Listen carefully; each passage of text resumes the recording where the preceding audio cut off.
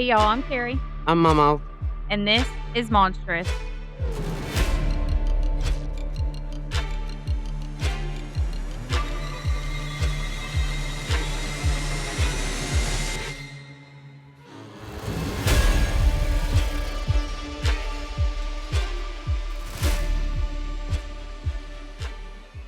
All right, welcome back to everyone listening.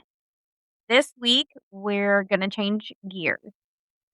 So instead of talking about the monsters of the world, we're going to talk about and honor a remarkable woman who, in her own way, paved the road for women in one of the most demanding sports on earth. And I hope every mother out there had a wonderful Mother's Day. Oh, yeah, because this one comes out after Mother's Day, doesn't it? Mhm. Duh. We're recording early. I forgot. My bad. Happy Mother's Day, everyone. Hope you had a great day. And now you're here with us. That's kind of scary. You know that, don't you? Well, this is a good episode to follow Mother's Day up with. If you say so. It is. I promise. You're going to like this one. I promise. So, guys, this episode is safe for children. There's no graphic content, violence, and there's no monsters in the way that we usually talk about them. Instead, it's a story about courage, persistence, and quiet strength. So, our main character today is not a criminal. She's not a villain, and she's not someone who hid behind deception. She was a woman who stood out in broad daylight on top of the world and simply refused to be told what she could or couldn't do. I was like, Momo. So before we dive into Junko's story, we also want to tell you about a very special bonus episode that's coming out this Tuesday. So tomorrow, for those of you that are listening to this on Monday. It's a birthday gift, not just for us, but for the family at the center of the story. Now, normally I don't tell you beforehand exactly what we're going to be covering next, but this one is different. And you're going to find out right now what our bonus episode that comes out tomorrow is about. So, tomorrow we are going to be talking about the vanishing of Amy Lynn Bradley. And it's unlike anything that we've done before. For the first time, the family has had creative control of how their story is told. Every detail, every memory, every emotion comes from them. This is the nightmare that no family should ever face. And it's told in their own words, on their own terms, right here on Monstrous tomorrow. Now, I'm not going to give you the full story, just like later when we tease next week's episode, but I'm going to say this. If you've ever wondered what it looks like to walk through grief and still find a way to keep shouting your loved one's name into the silence, then this bonus episode is for you. Now, back to our story today. So, the woman we're talking about is Junko Tabei. In 1939, she was a small, sickly girl born in Mahua, which is a farming town. I'm sorry. I'm gonna butcher a lot of these names, guys. I'm really sorry. So she was born in Maharu, which is a farming town in Fukushima Prefecture, which is in Japan. That's why I'm gonna butcher a lot of I'm the words. impressed you got that far. I do not speak Japanese. So I do. Bachi chicken. you're so stupid. You love me, though. I do, but I just sometimes. I know. You just can't with me. Hmm. Then, you know what? On those terms, I can too. Konnichiwa. I can say that. Sayonara. Do you know what konnichiwa means? No. It means hello. And if I remember correctly, konnichiwa also means goodbye. I think it means both, but I could be wrong. Kind of like aloha. Mhm. Yep. Yep. But look at that. We could speak a little bit of Japanese. Check us out. Okay, anyway, sorry. But post-war Japan was still picking itself up. Life was hard, modest, and the expectations for women were narrow. You married, had children, and you stayed in the background. But from the very beginning, Junko Tabei did not fit that mold. You go, girl. So doctors worried about her health. She was often very pale, feverish, and frequently told that she was too weak to do anything strenuous. But when she was just 10 years old, her school took her on a field trip to a mountain. Nobody remembers the exact height of that peak in the record, but they do remember what happened when she reached the top. She looked out at the landscape below, felt the wind on her face, and something in her clicked. For the first time, Junko did not feel weak. She felt strong. From that moment on, the mountains became her sanctuary. While other girls stayed close to home, Junko began to crave the thin air, the silence, and the rhythm of putting one foot in front of the other. She grew up in a house full of siblings. She was one of 7 children. There you go. She was part of a family that valued hard work and humility. Talk about good God, I have 5 siblings. There's 6 of us. We're I only didn't do it. I'm only one off there. I didn't do it. I know, I'm just saying. Okay. But even in the crowd of all of that, of the modest household, Junko began to stand out. Not because she was loud, but because she was stubborn.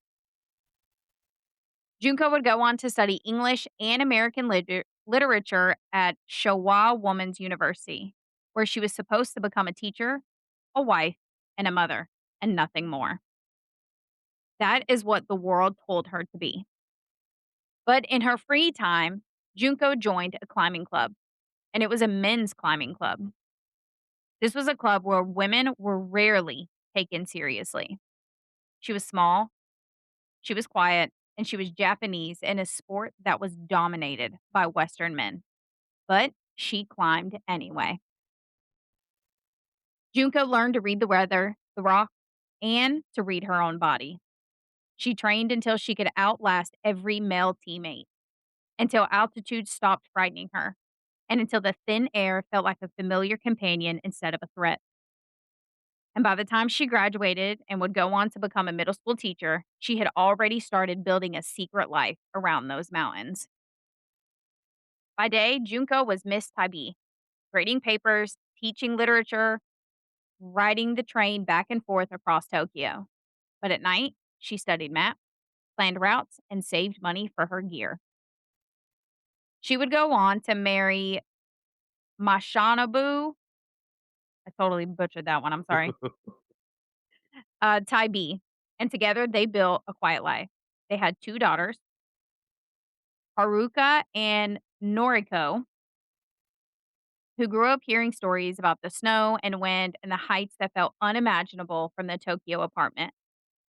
Junko's husband was a calm and steady presence, and he didn't see her climbing as just a phase. He saw it as part of who she was, an extension of the same stubborn yet gentle woman who had once been told she was too frail to do much of anything. Now, her family early on ranged from quietly supportive to politely skeptical. Her sisters, who were raised in the same modest farming household as she was, had taken the path expected of women at the time. They married, had a domestic life, and were involved in the community. And Junko loved each of them, but she also quietly rejected the idea that her life had to mirror theirs. She could be a mother, a wife, a teacher, and a climber. She didn't owe the world an explanation for wanting all of that. Now, by the time Junko reached her 30s, her climbing life was no longer a secret. It was a series of planned expeditions, training trips, and carefully saved vacation days. She had already tackled she had already tackled major peaks in Japan and the Himalayas, including Mount Fuji, the Japanese Alps, and early forays into the Himalayas with mixed gender teams. She knew Oh, I thought you were gonna say something. No, I'm just agreeing with you.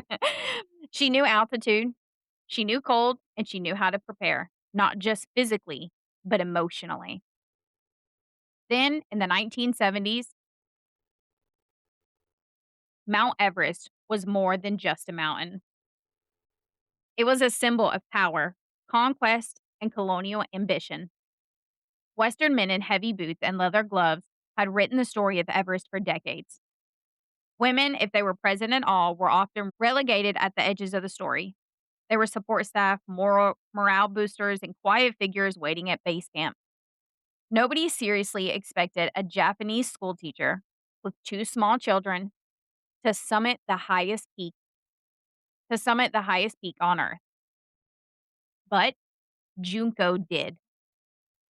In 1975, she formed the Japanese Women's Everest Expedition. This was a team of 15 women who would attempt to climb Mount Everest together. Go, girl. What? I'm saying go, girl. Oh, right? Show 'em. You said, you go, girl. Because I sure in the hell wouldn't do it. Oh, hell no. There is no I don't way. even like climbing on the stepladder. I love to hike. I grew up Oh, I know you did, but hiking. I'm so afraid of heights that no, Grandfather Mountain, Table Rock Mountain, standing on the edge of the porch, right. I get woozy headed. I'm serious. I love to hike, but Mount Everest, nope, I'm good. No, that's and it's cold, Yep, no thank and I you. don't do cold It's well. it's not the height for me, it's the cold, okay? See, it's all of it for me. It's like, no, I'm too old for The that crap. height doesn't bother me, I love that stuff, not the cold. No, thank you. Mm-mm. Thank you, but no thank you. Send me pictures. Right, exactly. Let me know how your trip is when you get back, Love you, girl. bye. Okay, so these women were laughed at, obviously.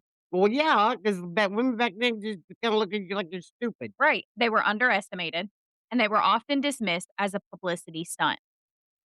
The fundraising for this was brutal, but they did manage to convince local companies to sponsor them. They wrote letters to schools, accepted donations from neighbors, and pieced together their expedition one tiny contribution at a time. The media would sometimes call them cute or say they were brave housewives, Oh, brother. as if climbing Everest was a hobby instead of a serious, dangerous, life defining challenge. But Juko didn't care about it. She knew what they were doing mattered. She knew that every step up that mountain would send a message to women all over the world.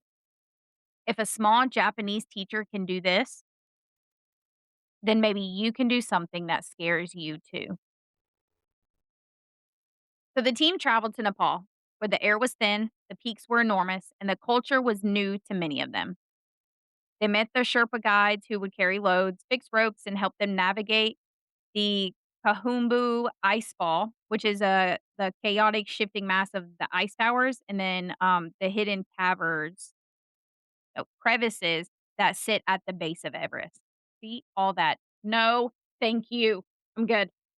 Mm-mm. So among those that had helped her on that early on expedition was a guide named Lahakpa. Lahakpa, I think is how you say it. Whose quiet strength and deep knowledge of the mountain had left a lasting impression on Junko. She would later speak of Sherpa climbers like Lahakpa as the true backbone of Everest, the people who carried the weight of the mountain so that way others could reach the top. The team would go on to learn the rhythm of the mountain, the way the wind changed direction between dawn and dusk, and the way the light turned the snow into something almost holy. Over the week, Over the weeks, they rotated up and down the slopes, acclimating acclimatizing their bodies, learning the route, and slowly turning their shared goal into something real. They built Camp 1, then Camp 2, then 3, and so on. Each one a little higher, a little colder, and a little more dangerous. And the world was watching in fragments, newspaper clippings, wire reports, radio updates. But the 15 women were mostly focused on the next step, their next breath, and the next rest day. Now, by the time they reached the upper camps, Junko had already submitted several major peaks across the Himalayas. These included Island Peak and Ama Amadablam, where she had learned to respect the mountain's power and the importance of patience. On Everest, she has spent time at Camp 3, 4, and the South Col, mastering the route and preparing not just for the summit, but for the descent, which is what she had learned at those previous mountains Right. within the Himalayas. She knew that every meter above base camp required as much respect as a full climb in its own right. Then, on April 5th, 1975, everything changed. Right. An avalanche roared down the mountain and slammed into their camp. Oh, hell. See? Told you. I was wrong on the words, but you took a guess. Their tents were buried, people were thrown, and several climbers were injured. Mm-mm-mm. The sound was thunderous, sudden, and terrifying. When the dust settled, the team was shaken, bleeding, and scared. Some of them wanted to give up. The sponsors were worried, and the media began to whisper that the whole thing had been a mistake.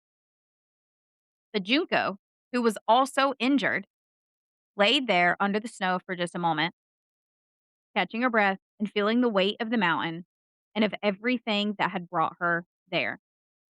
In that moment, she could have chosen to walk away.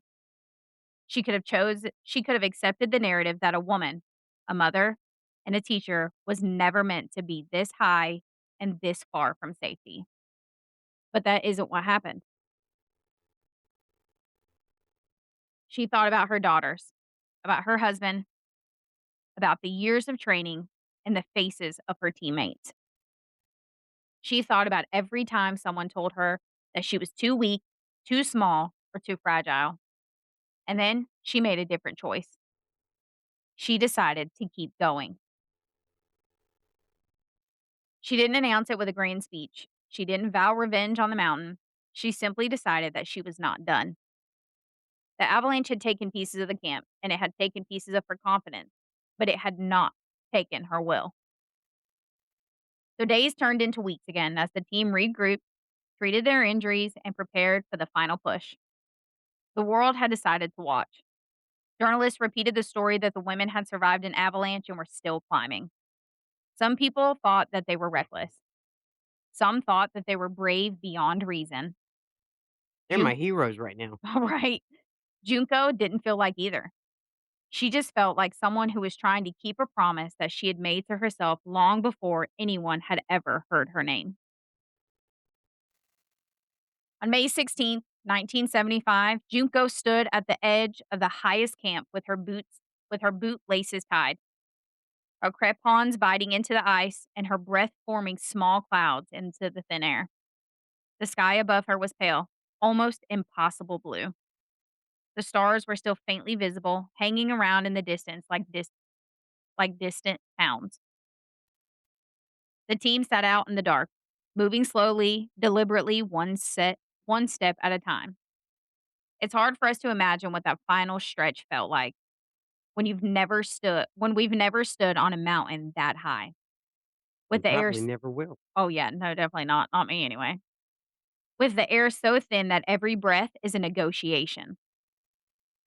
The world becomes smaller, quieter, and more focused. The only things that matter are the rope in front of you, the glow of your headlamp, the sound of your own heartbeat, and the thought that you're still moving. Then at around 12:30 p.m. that day, Junko Tabei stepped onto the summit of Mount Everest. The wind was strong, the air was almost surreal in its clarity, and the horizon stretched out in every direction in a way that felt closer to the edge of the world than the top of it. She looked around, and for a moment, she didn't see statistics, records, or headlines. She saw the sky, the snow, the distant peaks, and the fact that she was standing there alive after years of waiting, training, and believing. Okay. Ugh. In that moment, Junko became the very first woman to stand on top of the world. You go, girl. She didn't yell, she didn't scream, and she didn't plant a flag with a grand gesture. She took she took a few photos, she looked out, she took a deep breath, and then she began her descent. The descent, as every climber knows, is often the hardest part. By this time, your body's tired, your mind is tricked by the thin air, and the mountain is no less dangerous on the way back down as it was up. But she made it. She returned to base camp, where her team embraced her. The Sherpa guide celebrated, and the story began to spread. Newspapers around the world repeated the same phrase, first woman on Everest. Ooh. Some treated it like a novelty, others like a miracle. Junko, who was always quieter than the story being told about her, stayed grounded. When people asked her what it felt like, she said something simple and something honest. It felt like arriving at a place she had always dreamed of reaching. She was proud, but she was not arrogant. She knew that the summit was just one moment in a much longer journey, and that journey was far from over. In the years that would follow, Junko kept climbing. She set her sights on the 7 summits. These are the highest peaks on every continent. She wanted to prove that the same quiet, stubborn woman who had climbed Everest could also climb the top of every continent on Earth. It took years, and it took more than luck. It took planning, persistence, and the ability to keep going even when the world stopped paying attention. For Junko, Everest was the first chapter that started the entire chain. At 8,848 meters, it is the highest point on Earth. Do you want to know what that is in feet? No, No? Are you no. sure? Yeah, it's up there. It's big. It's up there. Uh, and she reached that summit on May 16th of 1975, making her the first woman and the 36th person to ever stand on top of Mount Everest. I think that's pretty cool. Yep, 36th person, but she was the first woman to ever do it. In the '70s at that. Yeah, we didn't do much in the '70s. We were still a little oppressed. Mhm. And after the Japanese War. You gotta add Yeah, that into the mix too. that's true. Yep. She came at Everest from Nepal, following the Southeast Ridge route, pushing through the Kumpu Icefall, the Western CWM, the Lahosti Face, and the South Col. Earlier in that same expedition, an avalanche at 6,300 meters buried her camp. So over halfway to the top, her camp was buried in snow and she nearly died. Mm-mm-mm. It was only after surviving that trauma and continuing the climb that she became a legend. Following that, she climbed Denali in Alaska in 1981, which is the tallest peak in North America at 6,190 meters. It's an enormous storm-racked mountain where temperatures swing violently and climbers are pushed over long snow-covered slopes instead of steep rock. 3 years later, she climbed Aconcagua in Antarctica in 1984. That is the highest mountain in South America, and it stands at 6,961 meters. This is a peak that pushes climbers to their limits at extreme altitude, even though it isn't known for its technical climbing. 4 years prior to that, she climbed I didn't put these in orders. I'm sorry, guys. She climbed Kilimanjaro. Kilimanjaro. Very good. Haha. Very good. I was not confident in that at all. In Tanzania in 1980, which is the tallest peak in Africa at 5,895 meters. It rises from dry savanna through rainforest and into near Arctic conditions at the very top. It is a mountain that is famous for how fast the climate changes the higher you go. Then she climbed Mount Pasi Kosciuszko in Australia in 1991.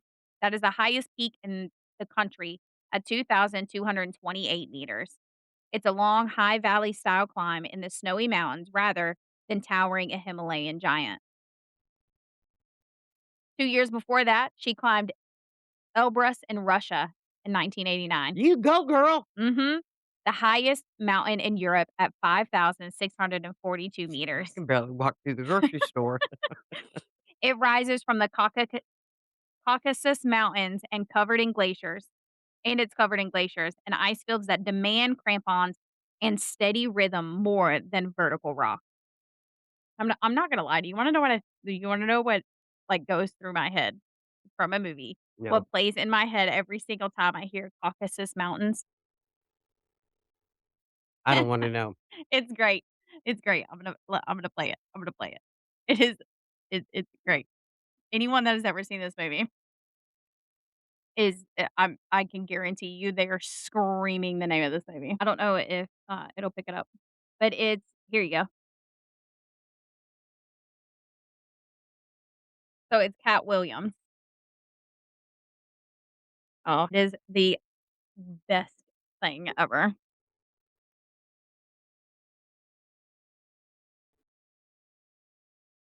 Okay, here you go. Cat Williams is who it is in the scene. This is your baby, okay? Just like it. That's what might be mine. That one right there. I'm not hopeless, so just like you baby there and don't leave it alone to there.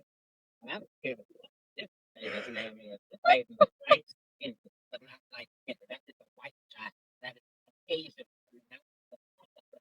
That is a Slavic baby, a Viking from Iceland. That is 7:30. I said it right now. And then you the only one out there from there. I'm trying to do the math. I've been here 15 consecutive years. You know how long consecutive is, don't you? Okay, so I mean, I got to motherfucking mother. I ain't never missed a day. So clearly, I have to put this motherfucker me. The girl right there.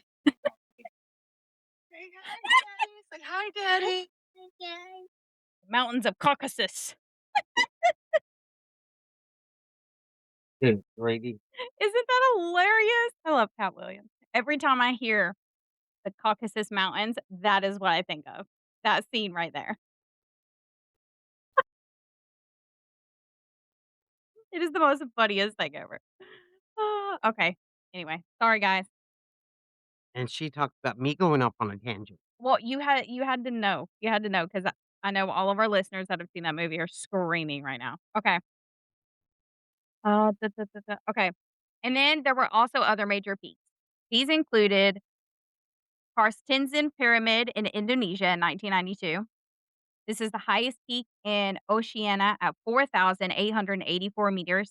It is a remote technical climb in the mountains of West Papua where rock climbing skills become just as important as the thin air. All of these climbs completed the seven summits by the early 1990s, turning Junko into one of the first women to stand on the tallest peak of every continent. You go, girl. And then there was Vinson Massif in Antarctica in 1991. That was the tallest mountain on that frozen continent at 4,892 meters. This is an isolated peak in the Ellsworth Mountains, where the real challenge isn't the steep walls, but instead it's surviving the absolute cold and the silence of the world's most remote land mass.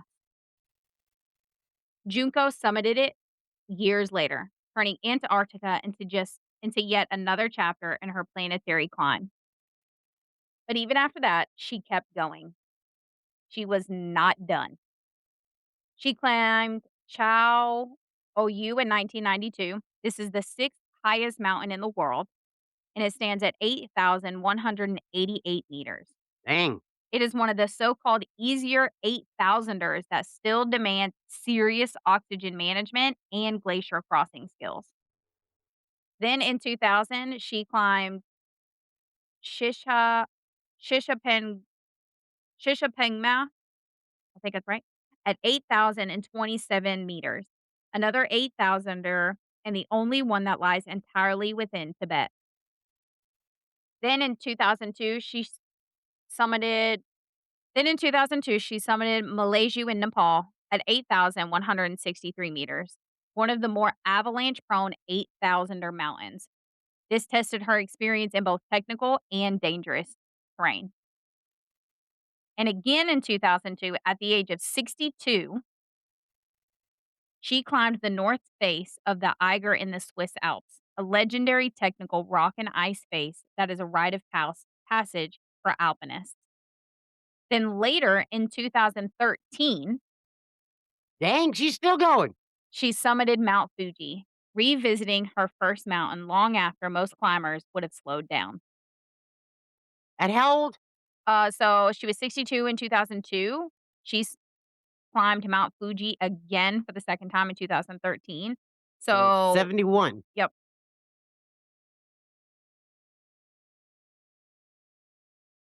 No, shoot, 73, because it was 11 years later, 73. Sorry. Alright, Um, make up my mind. she would also go on to climb in places like Niga Nig Niger. Belgium and Oman, where the peaks are smaller, but the lesson was still the same. The mountains still would call her name no matter the altitude. And she didn't just climb over mountains, she traveled to them and just, you know, loved them. In 1988, she would go on to see Tin Shan Mountains, the Pamirs in '94, and the Andes in 1996, Nice. each time returning with a clearer understanding of what it meant to be a guest of the mountains rather than their conqueror. Even while Junko was making history, she was still becoming something else. She was becoming a writer, a teacher, and a mentor. She wrote books about her climbs, about fear, about preparation, and the importance of humility. In one of her later speeches, she paraphrased an idea that she returned to again and again. Quote, "The mountain is not something to be defeated. It is something to be respected." No kidding. In another reflection, she wrote that the most important lesson she had learned wasn't about bottles or crampons, but about the way fear and preparation could coexist. Quote, "Fear is not a sign of weakness," she said. Quote, "It's a sign that you're alive and that you're paying attention." Her philosophy, in a sentence, was this: mountaineers are not conquerors of the mountains, they are their guests. She That's believed, true. right. It's just like the ocean. You you're a guest there. You're just visiting, fool. Right, exactly. Junko believed that the mountain always wins in the end, that nature is bigger than any human achievement, and that the real victory is in the attempt, not in the summit. Her environmental advocacy followed the same logic. She saw the plastic, the discarded oxygen bottles, the trash that had begun to litter the slopes of Everest and other popular peaks. So she joined and led cleanup campaigns, asking climbers to think twice before they left anything behind. She didn't shout about it, she just did it, and she asked others to join her. In 2000, she became the first woman to climb all 7 summits and then go on to summit an 8,000er, continuing her work as a quiet pioneer. In 2002, at age 62, she climbed the north face of Aigir, a technical route that many younger climbers find daunting, and each year seemed to add a new chapter, a new peak, and a new story for Junko. Over the years, she collected many awards and honors. Japan gave her the Order of the Sacred Treasure, one of the country's highest distinctions. The American Alpine Club honored her with the Monsanto Award. Local climbing clubs, schools, and organizations added their own citations and plaques for her. On paper, the list of her accolades is long, but in her heart, she never really saw herself as a hero. She was still that small girl from Fukushima who had looked up a mountain and thought, I want to go there. The years went by, her daughters grew up. Haruka, who had once worried about her mother's absences, went on to work in education, quietly carrying her mother's values of patience and perseverance with her. Noriko found her own path, one that didn't involve climbing, but it did involve a deep respect for her mother's courage. Her husband remained a steady presence, the one who reminded her to come down from the mountains sometime, to rest, and to enjoy the quiet life that they had built. In 2012, Junko was diagnosed with cancer. Hmm. The disease that would eventually take her life arrived in a body that had already survived avalanches, storms, and the thin air of the highest peaks. That was the final punch in the gut. Right. Doctors told Junko to rest, to slow down, and to accept that her climbing days were over. Yeah, But, yeah, no. as you have already learned, she was not ready to stop. Even after her diagnosis, she continued to climb. So in 2013, when she was 73 and she climbed Mount Fuji for the second time, she had already been diagnosed with cancer. She would continue to lead expeditions, she mentored younger climbers, and she continued to stand on peaks that few people even knew existed. She climbed in Niger, like I said, in the Benelux countries, in Oman, and in other remote places where the air was so thin, but the views were vast. She didn't do it for the records. She did it because the mountains called her name. In 2016, so at 76, She summited a small peak in Japan just months before her health deteriorated. She knew that the end was coming, but she didn't rush towards it. She slowed down, she wrote, she spoke, and she allowed herself to be celebrated. On October 20th, 2016, Junko Tabei passed away at the age of 77. Her God death bless her. her death was quiet. She was surrounded by family and friends, not by the roar of the media. Tributes poured in from all over the world. Climbers, riders, students, and ordinary people who had never stood on a mountain remembered her, not just as the first woman on Everest, but as a quiet giant of perseverance. Her daughters and husband often spoke about her humility, about how she never bragged about her achievements, and about how she always asked others how they were doing before she ever mentioned her own climbs. Her students remembered her for her patience, for the way she framed failure as a teacher, and for the way that she encouraged them to try something that scared them every once in a while.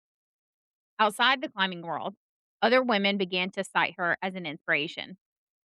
In Nepal, there was a climber named Paisong Lamu Sherpa Akita, one of the first Nepali women to ever summit Everest.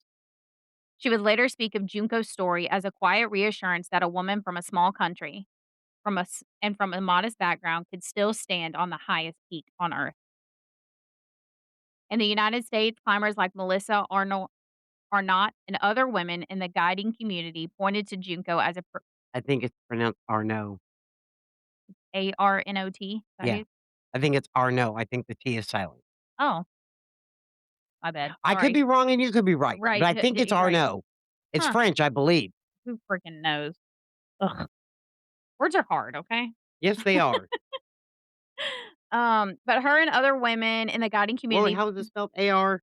in OT, they pointed to Junko as a precursor, a woman who would open the door so they could push it open just a little wider. Yeah, it's French and English. Oh, look at that. Ain't I smart? You learn something new every day. Uh, Oh, puppy whining. I hear him. Junko's legacy lives on in these stories, in the cleanup campaigns on Everest that still carry her name, and in the students who read her words about fear, respect, and the quiet joy of preparation. Her books, articles, and speeches are still read in climbing circles and in classrooms today, where her message remains the same. The mountain is not a place to conquer, but instead a place to learn. It's like having another toddler in the I house. know. I got a new puppy, guys, and he is currently put away at the very moment, so that way our big dog doesn't accidentally hurt him trying to play with Big him. dogs. Well, the only one in the house is Dozer. Yeah, but there's 3 other ones that he hasn't met yet. Yeah, yeah. We don't want them to accidentally hurt Axel will him probably be afraid of it, because especially if it barks and moves. yeah, because my puppy is a whole 2 pounds compared to them. It's a cotton ball compared to them. Right, exactly. Yeah. Junko's life in the end was not about being first. If I'm gonna have to live with the little fur Mhm. ball, oh, what's the matter? What's the matter? He's nubbin. He can think like normal puppy. Yeah, he's like, "I'm content." Grandma's got me. Here, I'll Thanks. That way you and I can talk to the audience. Yep. Go ahead, say hi. Go ahead. He's gonna be quiet now. I know, little asshole. Yep. He's not gonna say nothing now. Okay. Junko's life in the end was not about being first. It was about being consistent. It was about showing up again and again, even when the world doubted her. Even when an avalanche tried to bury her, when illness and even when illness told her to stop. She didn't become a legend overnight. She became one brick by brick, step by step, and climb by climb. Today, when women stand on the summit of Everest or any other high peak, they stand on ground that Junko Tabei helped clear. She did not create that space with a roar or a fight. She created it with a quiet refusal to quit. See, a lot of Japanese women are like that. They're real quiet, but Yep. man, they come from behind and zap it. Oh, yeah. Yep. In a podcast that often explores the darker corners of human behavior, people who deceive, harm, or even destroy. This episode is a gentle reminder that courage comes in many forms. Sometimes it's loud and dramatic. Sometimes it's quiet, persistent, and almost invisible until you realize how far someone has climbed.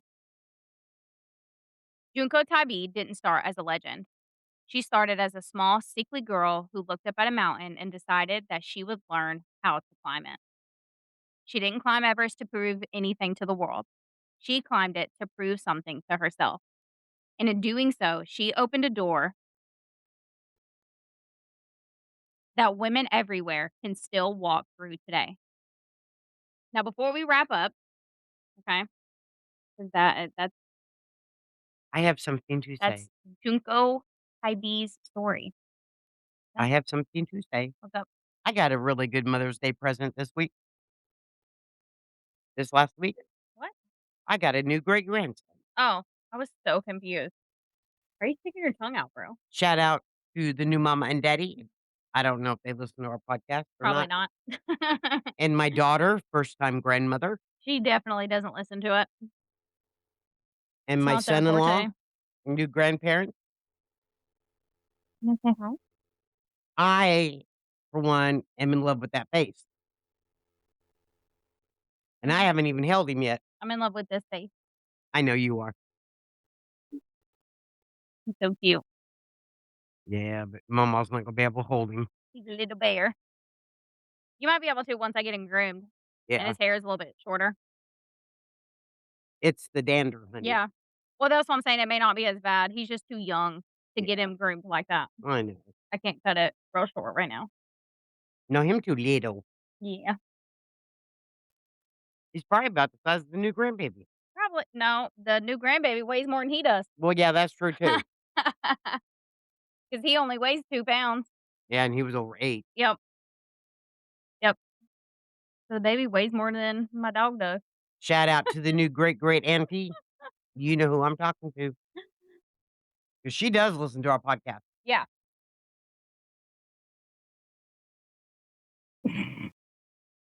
Okay. Yep, that is Junko Tabi. That's cool. That was a cool Yep, one. I told you you would love this one. Yeah, that was a cool one. Yep, is a good one. And you gotta watch them little Oriental women, man. They'll come behind you and get you. They don't play. No. They don't play. They're set in their ways, and that's Mhm, just the way it is. And you mhm. know what? Shout out to them. Hey, right, there's nothing wrong with that. It's the way No, it there's should be. not. I know what I want, and that's it. I know, you've always been like that. Yep. Mhm. He's bored already. Yeah, he He's is. yawning. He's over it. He's like, "I'm done." Oh, now he's sniffing your mic.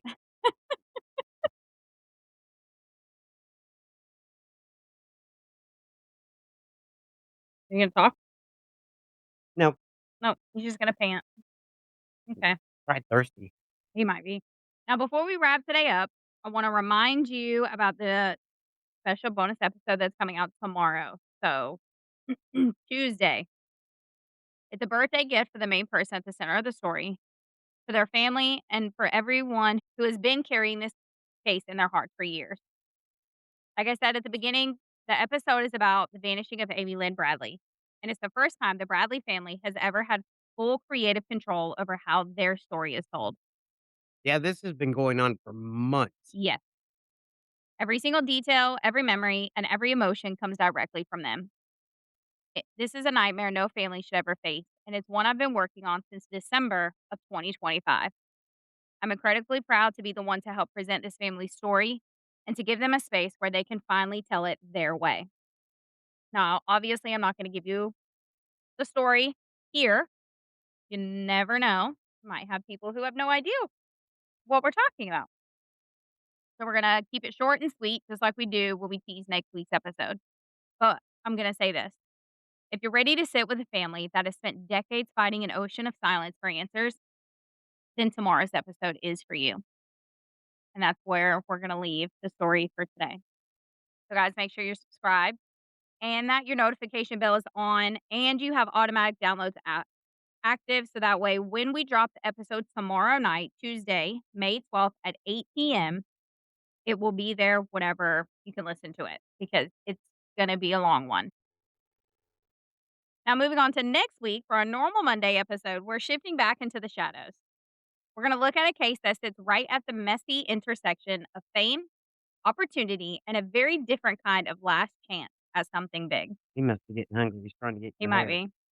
It's a story about a woman who stood on the edge of a dream, only to find herself in a place that she never saw coming. There's a Hollywood address, a locked door, and a single gunshot that still echoes louder than anyone expected. What's he doing? He's sniffing my lip. Sorry, guys. We'll peel apart how something that was supposed to feel like a step up ended up feeling like a fall. So, if you've ever wondered how someone can be both in the spotlight and completely alone at the same time,